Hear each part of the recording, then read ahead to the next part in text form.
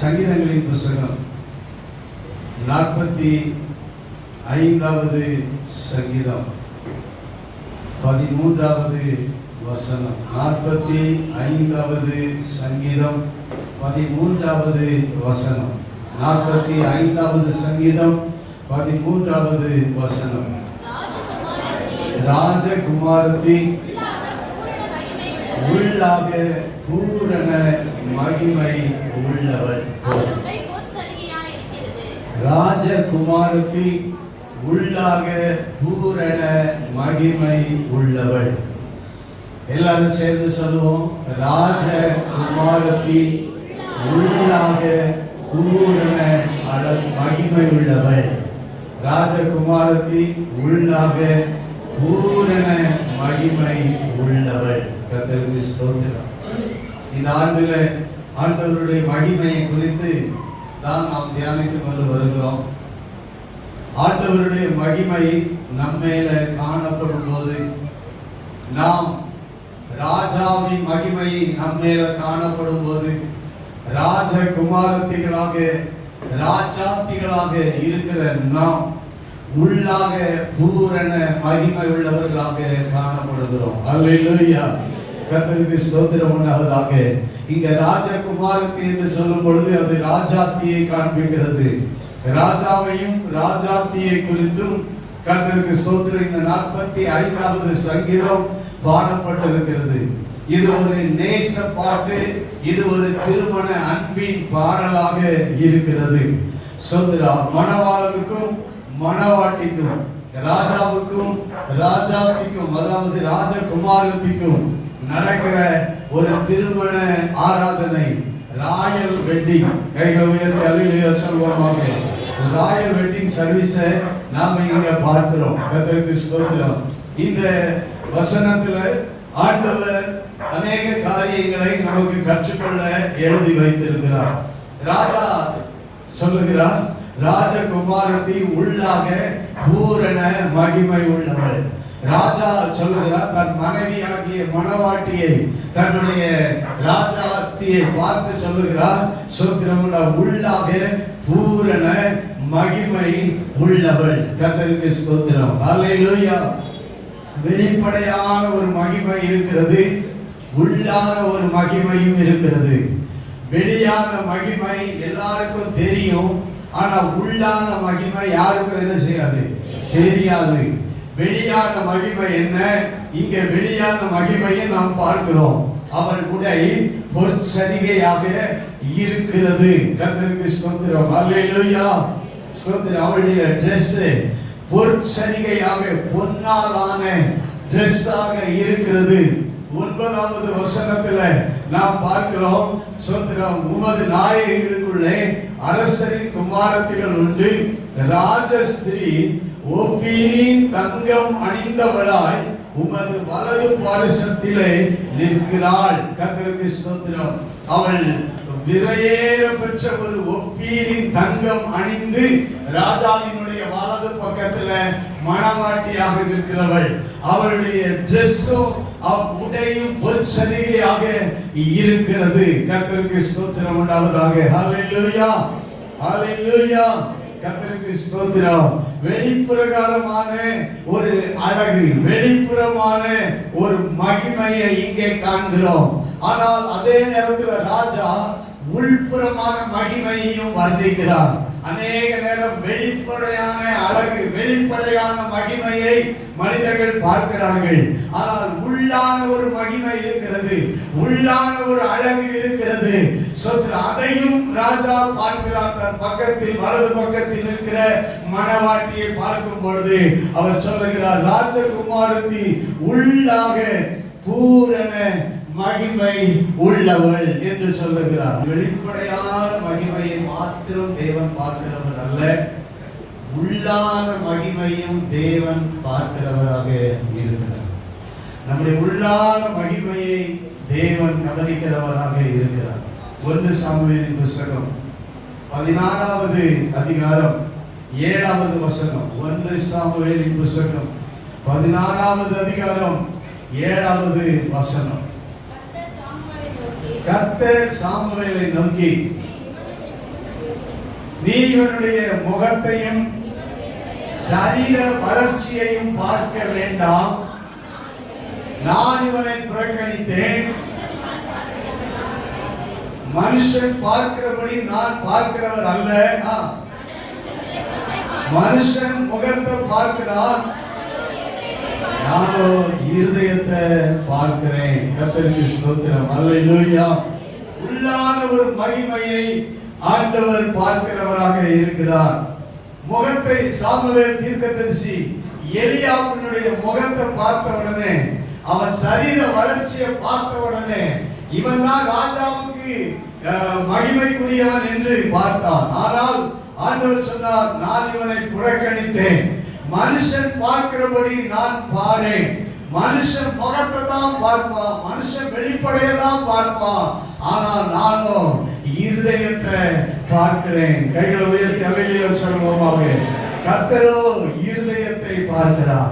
இருதயத்தில் இருக்கிற அழகை பார்க்கிறார். இருதயத்தில் இருக்கிற மகிமையை பார்க்கிறார். அல்லேலூயா. உள்ளாக மறைந்திருக்கிற ஒரு அழகை பார்க்கிறார். இருதயத்தை பார்க்கிறார் என்றால் அவனுடைய உள்ளான ஒரு அழகை பார்க்கிறார். வெளிப்படையான மகிமை அல்ல, உள்ளான ஒரு மகிமையை தேவன் பார்க்கிறார். அல்லேலூயா. கர்த்தருக்கு ஸ்தோத்திரம் உண்டாவதாக. ஆண்டவர் நம்முடைய இருதயத்தை பார்த்தார். ஸ்தோத்திரம். 1 சாமுவேல் புத்தகம் 13:14 13வது அதிகாரம் 14வது வசனம். இப்போது உம்முடைய ராஜ்யபாரம் நிலைநிற்காது. கர்த்தர் தம்முடைய இருதயத்துக்கு ஏற்ற ஒரு மனுஷனை தமக்கு தேடி அவனை கர்த்தர் தம்முடைய ஜனங்கள் மேல் தலைவனாக இருக்க கட்டளையிட்டார். ஆண்டவர் மனுஷரை தேடுறார். எல்லா மனுஷரையும் தேடி பார்க்கிறார். அவருடைய இருதயத்துக்கு ஏற்ற ஒரு மனுஷன் இந்த உலகத்துல தலைவனா ஆகிறதுக்கு, என் ஜனங்களுக்கு மேல தலைவன் ஆகிறதுக்கு ஒரு மனுஷன் இருக்கிறானா அப்படின்னு ஆண்டவர் தேடி பார்க்க வேண்டியது இருக்கிறது. அப்படி தேடி பார்க்கும்போது அவருடைய இருதயத்துக்கு ஏற்ற ஒரு மனுஷனை கண்டுபிடிச்சாரு. அவன் தான் தாவீது. கைகளை உயர்த்தி அல்லேலூயா சொல்லுவோம். அவன் தாவீதாக, சிறு பிள்ளையாக தாவீதாக இருக்கிறான். கர்த்தருக்கு ஸ்தோத்திரம். ஆண்டவருடைய இருதயத்துக்கு ஏற்ற ஒரு மனுஷனாக இருந்தார். ஆண்டவருடைய இருதயத்துக்கு பிரியமான, ஆண்டவருடைய இருதயத்தில் அவருக்கு ஒரு மகிமை இருந்தது, காணப்பட்டதை நாம பார்க்கிறோம். ஆண்டவருடைய இருதயத்துக்கு ஏற்ற மனுஷன் தாவீது. கர்த்தரை உயர்த்தி ஆமென் சொல்லுவோம். அல்லேலூயா. கர்த்தர் இருதயத்தை பார்க்கிறார். அதே நேரம் தாவீது ஒன்றும் வெளிப்படையில ஒன்றும் அழகு இல்லாதவன் அல்ல. ஸ்தோத்திரம் உண்டாவதாக. அதே 1 சாமுவேல் 16வது அதிகாரம் 12வது வசனத்துல நாம பார்க்கிறோம். 12வது வசனத்துல ஆள் அனுப்பி அவனை அழைப்பித்தான். அவன் சிவந்த மேனியும் அழகிய கண்களும் நல்ல ரூபம் உள்ளவனுமாயிருந்தான். தாவீதினுடைய அழகுக்கு குறை இல்லை. அல்லேலூயா. தாவீது வெளிப்புறமும் அழகு இருந்தது. வெளிப்புறத்தில் அவன் சிவந்த மேனி உள்ளவன், அழகிய கண்கள் உள்ளவன், நல்ல ரூபம் உள்ளவன். அதே நேரம் அவனுடைய இருதயத்திலேயோ மகிமை, நல்ல அழகு இருந்தது. கைகளை உயர்த்தி எல்லாரும் அல்லேலூயா சொல்லுவோமாக. அல்லேலூயா. வெளிப்புற தோற்றம் எப்படி இருந்தாலும் பரவாயில்லை. ஆனா இன்றைக்கு உள்புறத்துல நமக்கு மகிமை காணப்பட வேண்டும். உள்ளாக பூரண மகிமை உடையவர்களாக நாம் வாழ வேண்டும். அல்லேலூயா. ஸ்தோத்திரம். அதனால ஆண்டவர் தாவீதை அவனுடைய இருதயத்தை பார்க்கும்போது அவனுக்குள்ள உள்ள உள் மகிமையை ஆண்டவர் பார்க்கிறார். 1 ராஜாக்கள் 15வது அதிகாரம் 5வது வசனத்தில் நாம் வாசிக்கிறோம். 1 ராஜாக்கள் 15வது அதிகாரம் 5வது வசனத்தில் பார்க்கிறோம். தாவீது ஏத்தியனான உரியாவின் சங்கதி ஒன்று தவிர தனக்கு கட்டளையிட்டதில் தான் உயிரோடு இருந்த நாளெல்லாம் ஒன்றை விட்டு விலகாமல் அவர் பார்வைக்கு செம்மையானதை செய்து வந்தார். அந்த ஒன்றை தவிர அப்படின்னு அதையே எழுதி ஆண்டவர் கோடிட்டு காண்பிக்கிறார்.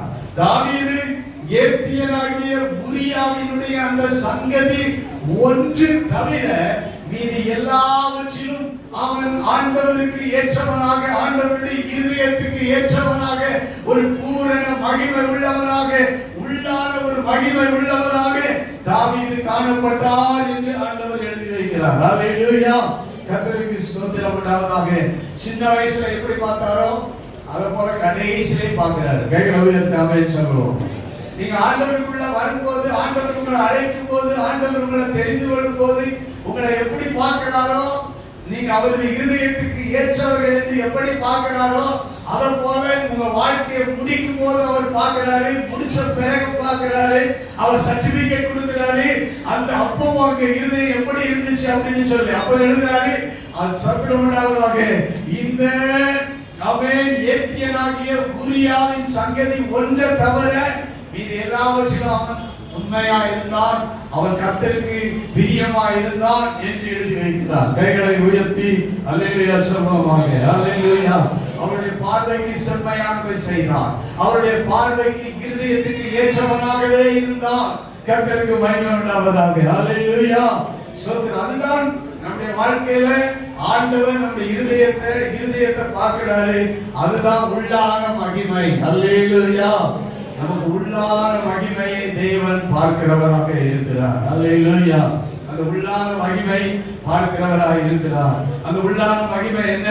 அதே சங்கீதம் 45வது சங்கீதத்துல நீங்க வாசித்து பார்க்கும் பொழுது 9வது வசனத்தை பார்த்தோம், 10வது வசனம், 11வது வசனத்தை பார்ப்போம். 45வது சங்கீதம் 10-11. குமாரத்தியே கேள், உன் செவியை சாய்த்து சிந்தித்துக்கொள், உன் ஜனத்தையும் உன் தகப்பன் வீட்டையும் மறந்து விடு. உன் கவனிங்க, குமார் இப்ப ராஜாவினுடைய பக்கத்தில் அழைத்து கொண்டு வரப்பட்டு ராஜாஸ்திரி பக்கத்துல வலது பக்கத்துல நிற்கிறாள். சோத்திர வலது பக்கத்துல ராஜாத்தி நிற்கிறாள். திருமணமாக போகிறது. இப்போ திருமணமாக முன்பாக சோத்திரம் சொல்லப்படுகிற அட்வைஸ் என்னன்னா, ராஜாவே ராஜாத்திக்கு சொல்றாரு, ஒரு அட்வைஸ் பண்றாரு. குமாரத்தியே கேட்டுக்கோ, உன் செவியை சாய்த்து நல்லா சிந்தித்துக்கொள். நீ இப்போ என்ன உன் ஜனத்தையும் உன் தகப்பன் வீட்டையும் சொல்லுங்க மறந்து விடு.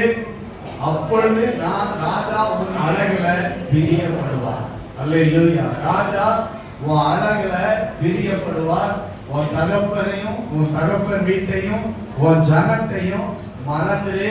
நீ இப்போ நீ ராஜகுமாரத்தி, ராஜாவினுடைய மனவாட்டியாக நிற்கிறாள். ஸ்தோத்திரம் உண்டாவதாக. அவர் உன் அழகுல பிரியப்படுவார். அவர் உன் ஆண்டவர். கைகளை உயர்த்தி அல்லேலூயா சொல்லுவோமாக. இப்போ இனிமேல் உனக்கு ஆண்டவர் யாரு? ராஜாதான். ராஜாதான். அல்லேலூயா சொல்லுங்க. இனி உன் ஆண்டவர் யாரு? ராஜாதான். அதனால இனி உன் ஆண்டவர் ராஜா. இனி அவர் தான் உன் அழகுல பிரியப்படணும்னா உன் தகப்பன் வீட்டையும் உன் ஜனத்தையும் மறந்துடு. மறந்துடு. ஸ்தோத்திரம் உண்டாவதாக. அதனால நீ ஸ்தோத்திரம் உள்ளாக பூரண மகிமை உள்ளவள். கைகளை உயர்த்தி அல்லேலூயா சொல்லுவோமாக. நீ வெளிப்படையான அழகு உன்னிடத்துல இருக்கிறது, அந்த மகிமை இருக்கிறது. இப்ப நீ உள்ளாக நீ மகிமை உள்ளவளா இருக்கிறாள். அதனால நீ மறக்க வேண்டியதை மறக்கணும். கைகளை உயர்த்தி ஆமென் சொல்லுவோமாக. அல்லேலூயா. சில எல்லாருக்கும் ஒரு தாய் பாசம், தகப்பன் பாசம் கண்டிப்பா இருக்கணும். கைகளை உயர்த்தி ஆமென் சொல்லுங்க. அப்பா அம்மா பாசம் பெற்று வளர்த்து ஆளாக்கி திருமணம் பண்ணி கொடுக்குறாங்க ஒரு பெண்ணை. ஒரு தகப்பன் ஒரு தாய் ஒரு பிள்ளைய பார்த்து, நீ இனிமேல் புருஷன் வீட்டுக்கு போறமா, நீ எங்களையே மறந்துடுமா அப்படின்னு சொன்னா பிள்ளைக்கு எப்படி இருக்கும்? என்ன சொல்லுவீங்க? இல்லப்பா இல்லம்மா நாம உங்களை என்ன செய்ய மாட்டோம், மறக்கலாம் மாட்டோம். நீங்க எங்களை 10 மாசம் பெற்று வளர்த்து ஆளாக்கி இப்ப திருமணம் பண்ணி புருஷன் கூட அனுப்புறீங்க, திருமணம் நடக்குது சரி, ஆனாலும் உங்களை நான் மறந்துடுவோமா? மறக்க மாட்டோம். கையில உயர்த்தி மறக்க மாட்டோம். ஆனா என்ன மறந்துடுனா என்ன அர்த்தம்? ஆண்டவர் ஒரு அப்பா அம்மாவே மறந்துடு அப்படி சொல்லுவாரா? அப்ப என்ன அர்த்தம்? இதுல என்ன அர்த்தம் இருக்குது? இனி அப்பா அம்மாவை பற்றி என்ன செய்துட்டே இருக்க, மறக்க வேண்டாம். நீ அதை பற்றி பேசிக்கிட்டு இருக்க கூடாது. கைகளை உயர்த்தி அல்லேலூயா சொல்லுங்க. உங்க அப்பாவை பற்றி உங்க அம்மாவை பற்றி உங்க ஜனத்தை பற்றி திருமணம் ஆன பிறகு என்ன செய்யக்கூடாது? பேசிக்கிட்டே இருக்கக்கூடாது. ஸ்தோத்திரம். அநேக இடங்களில் இதுதான் நடக்கும். எங்க அப்பா எங்க அம்மா எங்க ஜனம் எங்க வரவு எங்க சொந்தம் அப்படின்னு சொல்லி பேசிக்கிட்டே இருப்பான். அதுலயே ராஜா என்ன பண்ணிடுவாரு, வெறுத்து போயிடுவார். ரூத்தின் சரித்திரம் 1ஆம் அதிகாரம் 16-17 வசனங்கள். அதற்கு ரூத், நான் உம்மை பின்பற்றாமல் உம்மை விட்டு திரும்பி போவதை குறித்து என்னோட பேச வேண்டாம். நீ போகும் இடத்துக்கு நானும் வருவேன், நீ தங்கும் இடத்திலே நானும் தங்குவேன். உம்முடைய ஜனம் என்னுடைய ஜனம், உம்முடைய தேவன் என்னுடைய தேவன். இதுவரைக்கும் யான் ஜனம் மோவாவுடைய ஜனத்தை ரூத் யான் ஜனம் யான் தகப்பன் வீடு என் ஜனம் என்று பேசிக் கொண்டிருந்தவள் திருமணமாகி புருஷனை இழந்த பிறகும், கவனிங்க, கர்த்தருக்கு ஸ்தோத்திரம் உண்டாவதாக, புருஷன் இருக்கும் போது மாத்திரமல்ல, புருஷன் இறந்த பிறகும் ஒரு மருமகள் ஒரு மாமியை பார்த்து, ஒரு மாமியாரை பார்த்து சொல்லுகிறாள், உம்முடைய ஜனம் தான் என்னுடைய ஜனம். இனி என் வீடு, என் தகப்பன் வீடு, என் ஜனம் அப்படின்னு கிடையாது. சோத்திரம். புருஷன் இல்லாட்டா இன்னைக்கு என்ன பண்றாங்கன்னா, இனி என் வீட்டுக்காரரே இல்ல, இனி நான் உன் வீட்டுக்கே என்ன செய்ய மாட்டேன், வரவே மாட்டேன் அப்படின்னு இன்னைக்கு போகிற பெண்கள் இருக்கிறாங்க. ஆனா ரூத் சொல்லுகிறாள், சோத்திரம் உண்டாவதாக, புருஷனை இழந்தாலும் மாமியாரை பார்த்து சொல்லுகிறாள், உம்முடைய ஜனம் என் ஜனம். அதுதான் கையில உயர்த்தவில்லையோ சொல்லுங்க. உன் தகப்பன் வீட்டையும் உன் ஜனத்தையும் மறந்து விடு என்று சொல்லுகிறதின் அர்த்தம் என்ன? நீ சொல்லணும், இனி என் குடும்பம் நான் வந்த குடும்பம் தான். கையில உயர்த்தவில்லையோ சொல்லுங்க. இனி என் குடும்பம் எந்த குடும்பம்? நான் எங்க வந்திருக்கிறேனோ அங்கதான் என் குடும்பம். அல்லேலூயா. அதான் என் ஜனம். உம்முடைய ஜனம் தான் என்னுடைய ஜனம். கைகளை உயர்த்தி சொல்லுங்களேன். உம்முடைய ஜனம் தான் என்னுடைய ஜனம். அல்லேலூயா. உங்க ஜனம் தான் என் ஜனம். உம்முடைய தேவன் தான் என்னுடைய தேவன். கர்த்தருக்கு ஸ்தோத்திரம். அடுத்து நீர் மரணமடையும் இடத்தில் நானும் மரணம் அடைந்து அங்கே அடக்கம் பண்ணப்படுவேன். நீ எங்க அடக்கம் பண்ணப்படுறீங்க, அங்கதான் மாமியார் எங்க வைக்கிறாங்களோ அங்கதான் மருமகளும் நான் இருப்பேன். சாவர கூட சொல்லுங்க, சாவர கூட மாமியார் எங்க இருக்காங்களோ அங்கதான் சொல்லுங்க. புருஷன் இப்ப எங்க இல்ல, அவர் மோவாப் தேசத்துல இருக்கிறாரு. மரணம் அடைந்து மோவாப்ல அடக்கம் பண்ணியாச்சு. ஆனா இப்ப பெத்லகேமுக்கு வந்தாச்சு. பெத்லகேம்ல இப்போ புருஷன் கல்லறை இங்க கிடையாது. ஆனா ரூத் சொல்லுகிறாள், நகோமியே மாமியாரே, உங்க கல்லறை நீங்க அடக்கம் பண்ற இடத்துலதான் நான் என்ன செய்யப்படுவேன். அப்படின்னா மறந்துட்டாளா? மோவாப்பே மறந்துட்டான். நீங்க என்ன சொல்லிருக்கணும், நான் செத்தால் என்னுடைய பிரேதம் எங்க அப்பா அம்மா வீட்டுக்கு போகணும், அல்லது என் சொந்த தேசத்துக்கு போகணும், எங்க ஊர்ல தான் என்ன அடக்கம் பண்ணணும் அப்படின்னு சொல்லியிருக்கணும். இல்ல, கர்த்தருக்கு ஸ்தோத்திரம், மறந்தாச்சு. அல்லேலூயா. கர்த்தருக்கு மகிமை உண்டாவதாக. இப்ப பாருங்க, அடுத்து மரணமே அல்லாமல் வேறென்றும் உங்களை விட்டு என்னை பிரித்தால் கர்த்தர் அதற்கு சரியாகவும் அதற்கு அதிகமாகவும் எனக்கு செய்ய கடவுள் என்று சொல்லுகிறார். இப்ப 2ஆம் அதிகாரம் 11-12 வசனத்தை வாசிப்போமாக. அதற்கு போவாஸ் பிரதியுத்தரமாக, உன் புருஷன் மரணம் அடைந்த பின்பு நீ உன் மாமியாருக்காக செய்ததும், நீ உன் தகப்பனையும் உன் தாயையும் உன் ஜன்ம தேசத்தையும் விட்டு முன்னே நீ அறியாத ஜனங்களிடத்தில் வந்ததும் எல்லாம் எனக்கு விவரமாய் தெரிவிக்கப்பட்டது. அல்லேலூயா. கைகளை தலையில சொல்லுங்க. அல்லேலூயா. இப்ப சொல்றாரு, போவாஸ் சொல்றாரு, நீ இந்த ஊருக்கு வந்தாலும் உன்னை பற்றி முழு ஹிஸ்டரி இருக்குது.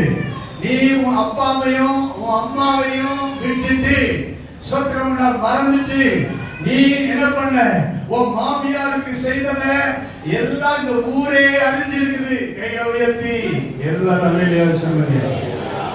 அல்லேலூயா. சொத்திரம் விவரமா எனக்கு அறிவிக்கப்பட்டது, தெரிவிக்கப்பட்டது. உன் செய்கைக்கு தக்க பலனை கர்த்தர் உனக்கு கட்டளையிடுவாராக. உன் செய்கை எப்படி இருக்கோ அதுக்கு உனக்கு பலன் கர்த்தர் கட்டளையிடுவார். கையில சொல்லுவோமாக.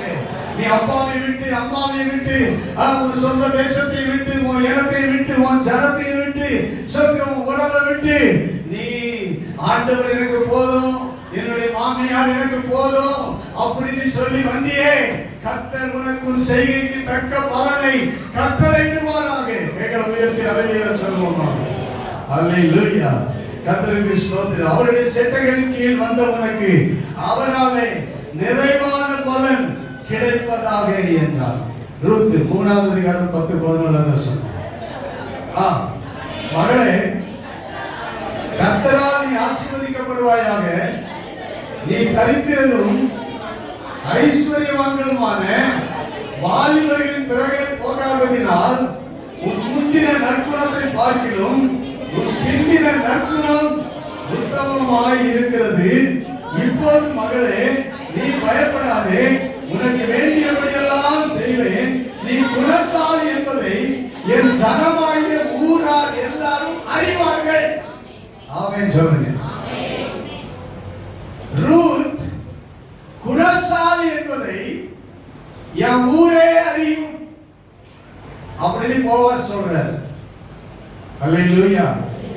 அவள் வந்த ஊர்ல குணசாலி என்பது ஊருக்கே என்ன செய்யுமா தெரியுமா?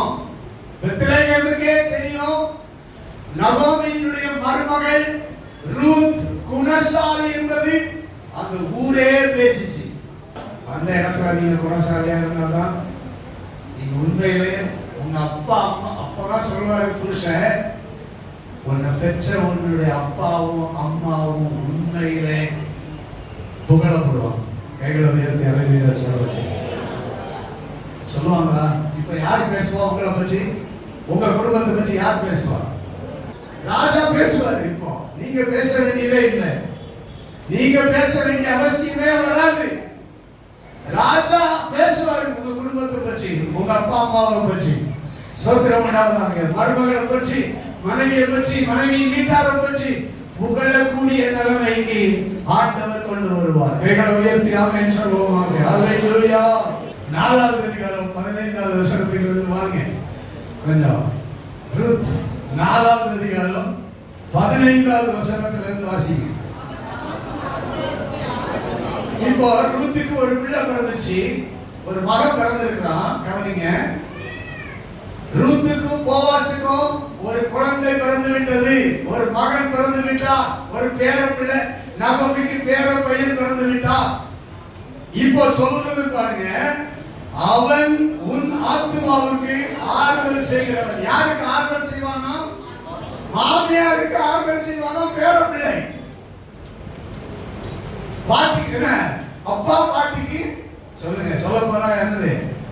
அப்பாவுடைய பாட்டிக்கு சொல்லுங்க ஆறுதல் செய்வாங்க. அம்மாவுக்கு ஆறுதல் செய்வாங்க. ரைட்டு. உங்களுக்கு ஒரு குழந்தை, ஒரு பிள்ளை இருக்குது. அந்த பிள்ளையை பார்த்து என்ன பண்ணுவீங்க? நீங்க என்ன சொல்லுவீங்க? நீ வளர்ந்து வரும்போது என் ஆத்மாவுக்கு ஆறுதலா இருப்ப அப்படின்னு நீங்க சொல்லலாம். ஆனா இங்க என்ன சொல்லுன்னா, இன்னி பாரு என்னுடைய மாமியாரு, என் மாமியாருக்கு நீ எப்படி இருப்ப? ஆறுதலா இருப்ப. கைகளை உயர்த்தி. அடுத்து முதிர் வயதுல உன்னை ஆதரிக்கிறது யாரு? பாட்டி ஆதரிக்கிறது யாரு? கர்த்தருக்கு ஸ்தோத்திரம். வாசிங்க. அடுத்து உன்னை சிநேகித்து 7 குமாரரை பார்க்கிலும் உனக்கு அருமையா இருக்கிற உன் மருமகள் அவனை பெற்றாளே என்றார்கள். நகோமி அந்த பிள்ளையை எடுத்து தன் மடியிலே வைத்து அதை வளர்க்கிற தாயானாள். ஓ சூப்பர், அருமையா இருக்கு பாருங்க வசனம். யார் தாய்? பாட்டி தான் தாய். உங்க பேர பிள்ளைக்கு தாய் யாரா இருக்கணும்? உங்க பேர பிள்ளைக்கு தாய் யாரா இருக்கணும்? உங்க மாமியாரா இருக்கணும். உங்க பேர பிள்ளையை நீங்க வளர்க்கிறத விட உங்க மாமியார் தான் வளர்க்கணும். உங்க பேர பிள்ளை, உங்க பிள்ளை, நீங்க பெற்ற பிள்ளை உங்க மாமியார் மடியில வளரணும், உங்க மாமியார் வளர்க்கணும், உங்க மாமியார் ஆளாக்கணும். கர்த்தருக்கு ஸ்தோத்திரம். அதுதான் நல்ல குடும்பம். அதான் உள்ளாக பூரண மகிமை உள்ளவள். அதான் சொன்னார் ராஜா, ராஜாத்தியே உன் தகப்பன் வீட்டையும் உன் ஜனத்தையும் மறந்து விடு, ராஜா உன் அழகில் பிரியப்படுவார். ராஜகுமாரத்தி உள்ளாக பூரண மகிமை உள்ளவர். ஆதியாகமத்தின் புத்தகம் 12வது அதிகாரம் 1வது வசனத்திலிருந்து வாசிங்க.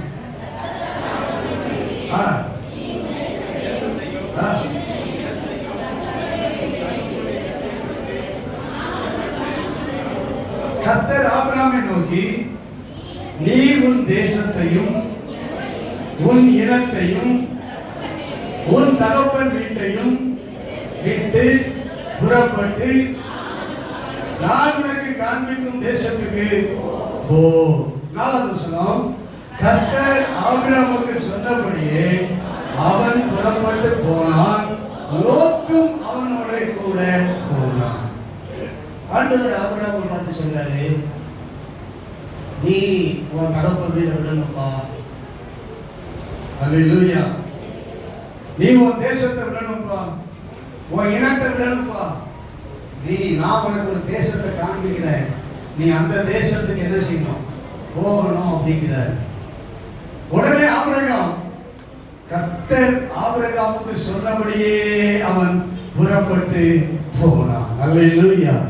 ஸ்தோத்திரம் உண்டாதா. இப்போ ஒரு பெண்ணுக்கு சொன்னோம், இப்போ ஒரு ஆணுக்கு ஆண்டவர் சொல்றாரு, ரூத்துக்கு சொன்னோம், இப்போ ஆபிரகாமுக்கு சொல்றாரு. சில நேரம் இது எப்ப சொன்னாரு தெரியுமா? அப்பாவும் அம்மாவும் இல்ல ஆபிரகாமுக்கு. கைகளை உயர்த்தி அல்லேலூயா சொல்லுங்க. அல்லேலூயா. ஸ்தோத்திரம் உண்டாவதாக. ஆமென். ஸ்தோத்திரம் உண்டாவதாக. நீங்க அதை வாசித்து பார்த்தீங்கன்னா உங்களுக்கு தெரியும். அதுக்கு முந்தின அதிகாரம் 11வது அதிகாரம் 28வது வசனத்துல ஸ்தோத்திரம் உண்டாவதாக. அங்கே ஆபிரகாமுடைய அப்பா இல்ல, ஆபிரகாமுடைய அம்மா இல்ல. இப்போ ஆபிரகாமுடைய குடும்பம் மாத்திரம் ஆபிரகாமுடைய குடும்பம் தான் இருக்குது. இப்போ ஆண்டவர் சொல்றாரு, நீ உன் ஜனம் இடம் எல்லாத்தையும் கூட பிறந்தவங்க தான் அங்க இருக்கிறாங்க, கூட பிறந்தவங்க தான் இருக்கிறாங்க. நீ இப்ப என்ன பண்ணு, உன் இனத்தை விட்டுட்டு உன் ஜனத்தை விட்டுட்டு உன் தேசத்தை விட்டுட்டு நீ நான் உனக்கு காண்பிக்கிற தேசத்துக்கு போ அப்படின்னாரு. ஸ்தோத்திரம். சில நேரம் பிள்ளைங்க, ஆம்பளை பிள்ளைங்க அப்பா அம்மா உயிரோட இருக்கும் போது அப்பா அம்மாவை விட்டுட்டு போறது அவ்வளவு நல்லது. ஆதியாகமம் 24வது அதிகாரத்துக்கு தெரிந்து, ஆதியாகமம் 24வது அதிகாரம், ஆதியாகமம் 24வது அதிகாரம் 3வது வசனத்திலிருந்து வாசிங்க. எதுக்காக போனா, ஆண்டவர் ஆபிரகாம் சொன்னாரு, எதுக்கு சொன்னார் அப்படிங்கிறத கவனிக்கணும். நான் உனக்கு ஒரு தேசத்தை காண்பிக்க போறேன், உனக்கு ஒரு தேசத்தை நான் கொடுக்கிறேன், அதனால நீ உன் இனத்தையும் உன்னுடைய வீட்டையும் விட்டு நீ புறப்பட்டு என்ன செய்யணும், நான் காண்பிக்கிற தேசத்துக்கு நீ வரணும். நான் உன் சந்ததியாக என்ன செய்ய போறேன், பெருக பண்ணுவேன், நீ ஆசீர்வாதமா இருப்பாய். நான் உனக்கு நீ ஒரு பெரிய திட்டத்தை வச்சிருக்கிறேன், அதுக்காக நான் உன்னை அழைக்கிறேன். உனக்கு தேவனுடைய அழைப்பு இருந்ததுன்னா ஸ்தோத்திரம் உண்டாவதாக. நீ வீட்டை விட்டு குடும்பத்தை விட்டு வெளியே வரணும். கைகளை உயர்த்தி ஆமென் சொல்லுவோம். அல்லேலூயா. ஆதியாகமம் 24:3, நான் குடியிருக்கிற கானானினுடைய குமாரத்திகளில் நீ என் குமாரனுக்கு பெண் கொள்ளாமல் நீ என் தேசத்துக்கும் என் குமாரனாகிய ஈசாக்குக்கு பெண் கொள்வேன். 5வது வசனத்துல அந்த ஊழியக்காரன் அவ்விடத்து பெண் என் பின்னே இந்த தேசத்துக்கு வர மனதில்லாதிருந்தால் நீ விட்டு வந்த தேசத்துக்கு தானே உங்களுடைய குமாரனை மறுபடியும் அழைத்துக் கொண்டு போக வேண்டுமோ? உன்னை மறுபடியும் அங்கே அழைத்துக் கொண்டு போகாதபடி எச்சரிக்கையாயிரு. என் தகப்பன் வீட்டில் உள்ள என் இனத்தார் இருக்கிற தேசத்தில் இருந்து அழைத்து வந்தவரும் உன் சந்ததிக்கு இந்த தேசத்தை தருவேன் என்று எனக்கு சொல்லி ஆணையிட்டவருமான. என்ன சொல்றாரு? இப்போ ஆபிரகாம் ஒரு தேசத்தை விட்டு வந்தார், ஒரு இனத்தை விட்டு வந்தார். 75 வயசுல வந்தார். 100 வயசுல ஆபிரகாமுக்கு ஒரு பிள்ளை பிறந்தது, ஈசாக்கு. ஈசாக்குக்கு இப்ப 40 வயசு. ஈசாக்குக்கு ஆபிரகாம் பொண்ணு பார்க்கிறாரு. 40 வயசுல பொண்ணு பார்க்கும்போது அவர் சொல்லுகிற நிபந்தனை என்னன்னா, நான் ஆண்டவர் எனக்கு இந்த தேசத்தை தருவேன் என்று சொன்னாலும் இந்த தேசத்துல யார் குடியிருக்கிறாங்கன்னா கானானியர்கள் குடியிருக்கிறாங்க. கானானியர்கள் தேவனுடைய பார்வைக்கு விரோதமானவர்கள். தேசம்தான் கர்த்தருக்கு உரியதை தவிர இந்த தேசத்தில் குடியிருக்கிற ஜனங்கள் தேவனுக்கு விரோதமானவர்கள். அதனால இவர்களை விட என் சொந்த தேசத்தில் என் சொந்த இடத்தில் இருக்கிறவர்கள் பரவாயில்லை, கர்த்தருக்கு ஸ்தோத்திரம். ஏனென்றால் அவர்கள் எனக்கு கட்டுப்படுவார்கள். கைகளை உயர்த்தி ஆமென் சொல்லுவோம். நல்லா நான் கவனிக்கிறது, நான் சொல்றது நல்லா கவனிக்கணும். என் இடத்துல போய் எடுத்தா என் இடத்துல உள்ளவர்கள் எனக்கு என்ன செய்வாங்க? கட்டுப்படுவார்கள். ஏன்னா இந்த கானானியருடைய இந்த சந்ததியில என் மகனுக்கு பொண்ணு எடுத்தா ஆண்டவரே மகன் சொன்னா என்ன அழைத்தவரை இவர்கள் ஒருபோதும் தெரிந்து கொள்ள மாட்டார்கள், எனக்கு கட்டுப்பட மாட்டார்கள், என் குடும்பத்தோடு இணைந்து வர மாட்டார்கள். அதனால நீ என் இடத்துக்கு போ. ஆனா ஒரு நிபந்தனை, நான் அந்த இடத்திலிருந்து வந்துட்டேன். இப்ப பெண்ணு வந்தா வரட்டும், ஆனா என் பிள்ளைய என் மகனை அந்த தேசத்துக்கு மாத்திரம் கூட்டிட்டு போகவே கூடாது. எவ்வளவு சூப்பரா இருக்கு பார்த்தீங்களா? சொல்லுங்க, ஏன் கூட்டு போக கூடாது? அங்க போனால் அங்க என் மகன் ஈசாக்கு என்ன பண்ணுவான்? அங்க தங்கிடுவான். மனைவி வீட்டுக்கு போனா, மனைவி தேசத்துக்கு போனா அங்கே தங்கிடுவோம். ஆண்டவர் எனக்கு என்ன காமிச்சாரு? இந்த தேசத்தை நான் உனக்கு தருவேன்னு சொல்லி இருக்கிறாரு. இந்த தேசத்துல தான் என் மகன் குடியிருக்கணும், இந்த தேசத்துக்கு தான் என் மருமகள் வரணுமே அல்லாமல் என் மகன் அந்த தேசத்துக்கு போகக்கூடாது. கர்த்தருக்கு ஸ்தோத்திரம். ஆண்டவர் தூதனை அனுப்புவார், வந்தா கூட்டுவார், வரலனா யாருக்கு நீங்க வாங்கிருப்பார் அப்படின்றார் அவர். கர்த்தருக்கு ஸ்தோத்திரம்.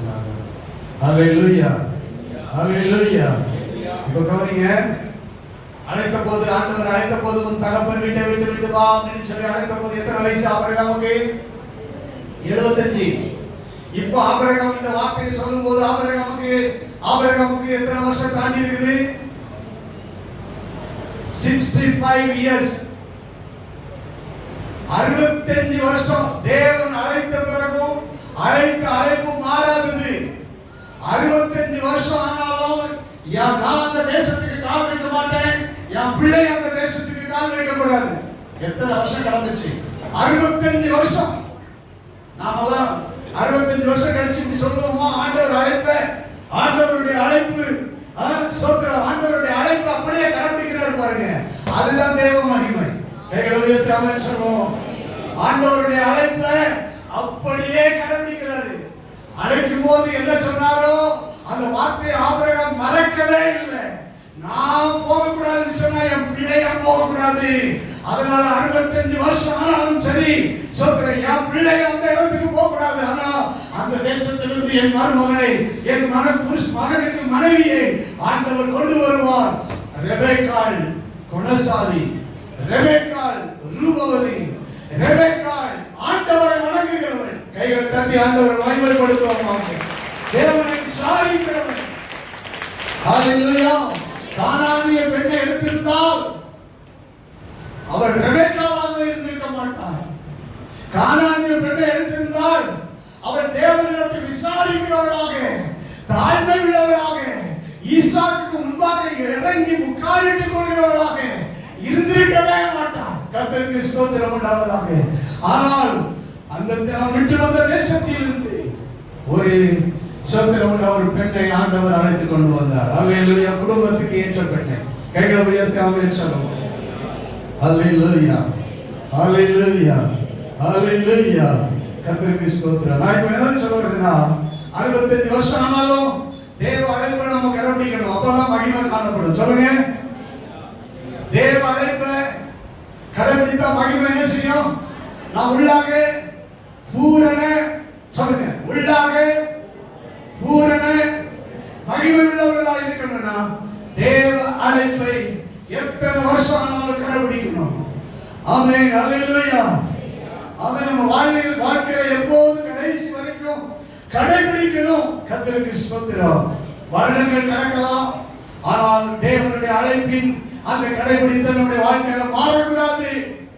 தேவன் வெளியே போ, விட்டுட்டு வாடா, விட்டுட்டு வந்த இடத்துக்கு சாக வரைக்கும் சுத்தம் வரணும் போகல. கைகளை உயர்த்தி அல்லேலூயா சொல்லுவோம். ஆதியாகமம் 2ஆம் அதிகாரம் 22, 23, 24 வசனங்கள். தேவனாகிய கர்த்தர் தாம் மனுஷனில் எடுத்த விலாய் உண்மை மனுஷியாக உருவாக்கி அவளை மனுஷனிடத்தில் கொடுத்தார். அப்பொழுது ஆதாம், இவள் என் எலும்பில் எலும்பும் என் மாமிசத்தில் மாம்சமாய் இருக்கிறாள். இவள் மனுஷனில் எடுக்கப்பட்டபடியினால் மனுஷி எனப்படுவாள் என்றால், இது நிமித்தம் புருஷன் தன் தகப்பனையும் தன் தாயையும் விட்டு தன் மனைவியோட இசைந்து இருப்பார். தன் மனைவியோட எப்படி இருப்பார்? இசைந்து இருப்பார், சேர்ந்து இருப்பார், பிரியாமல் இருப்பார், அந்யோன்யமாய் ஐக்கியமாய் இருப்பார். அப்பா அம்மாவுக்காக மனைவியை விட்டு பிரியக்கூடாது. அப்பா அம்மாவுக்கு பெற்றோருக்காக மனைவியோட இசையாமல் இருக்கக்கூடாது.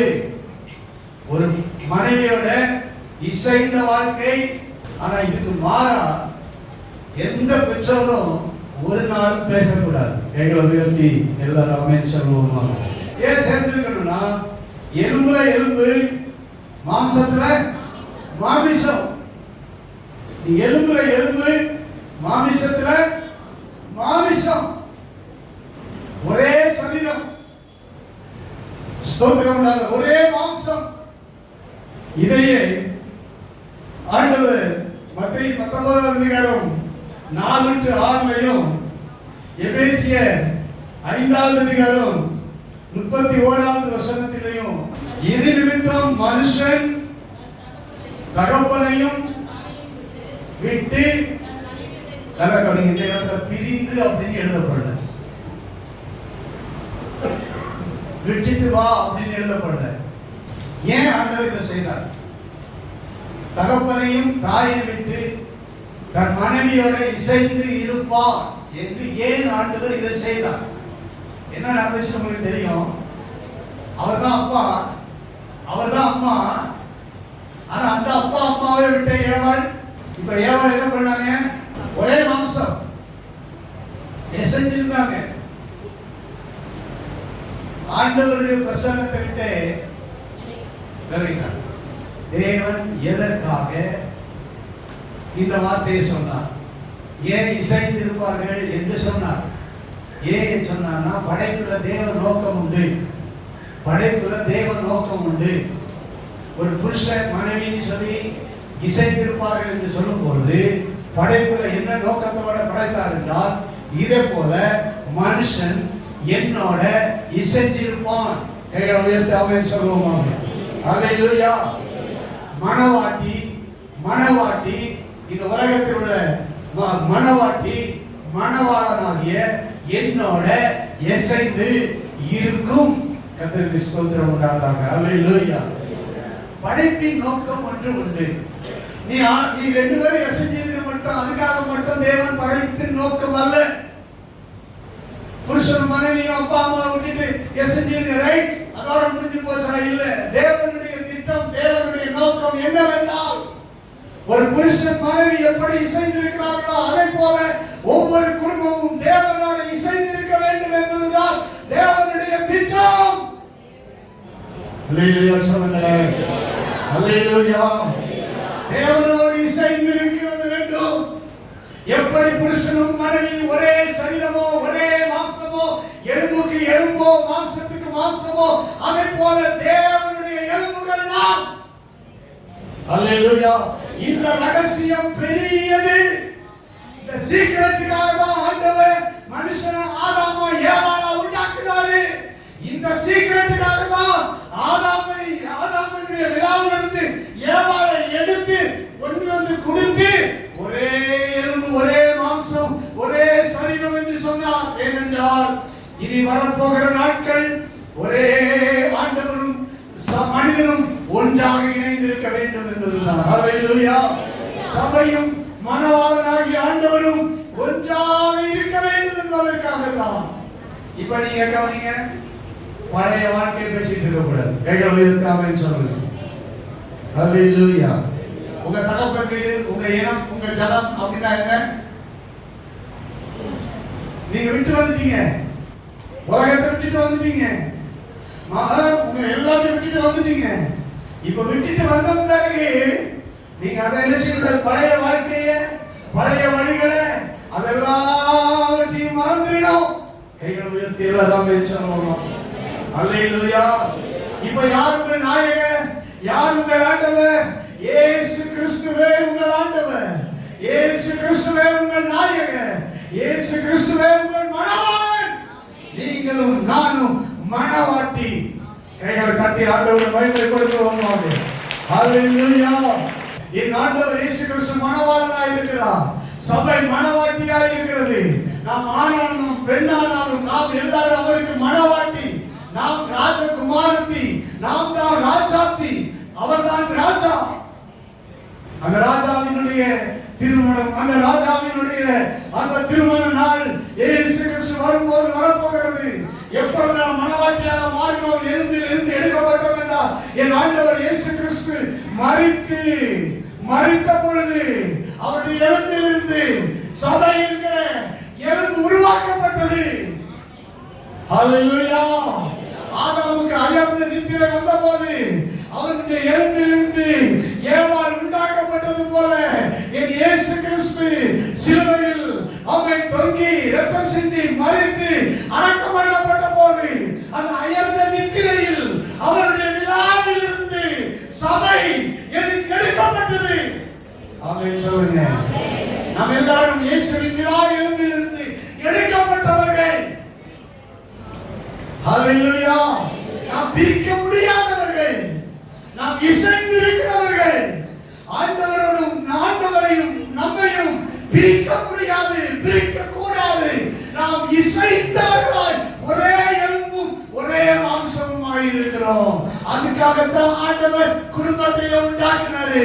இந்த சீக்கிரட்டுக்கு, இந்த ரகசியத்துக்கு வா, நீ என்னோடு இசைந்து வாழ வேண்டும் என்பதற்காக தான் ஆண்டவர் இந்த இத்தனையும் பேசினாரு. கைகளை உயர்த்தி அவையிலே சொல்லுவோமா? 1 கொரிந்தியர் 6ஆம் அதிகாரம் 16-17 வசனங்கள். 1 கொரிந்தியர் 6ஆம் அதிகாரம் 16-17 வசனங்கள். வேசியோடு இசைந்திருக்கிறவன் அவளுடனே ஒரே சரீரமாய் இருக்கிறான் என்று அறியீர்களா? இருவரும் ஒரே மாம்சமாய் இருப்பார்கள் என்று சொல்லி இருக்கிறதே. அப்படியே கர்த்தரோடு இசைந்திருக்கிறவனும் அவருடனே ஒரே ஆவியாய் இருக்கிறான். கர்த்தரோடு இசைந்திருக்கிறவனும் அவரோடு ஒரே ஆவியாய் இருக்கிறான். கர்த்தரோடு மனுஷனோடு மனுஷன், மனுஷியோடு மனுஷன் எப்படி இசைந்திருக்கிறார்?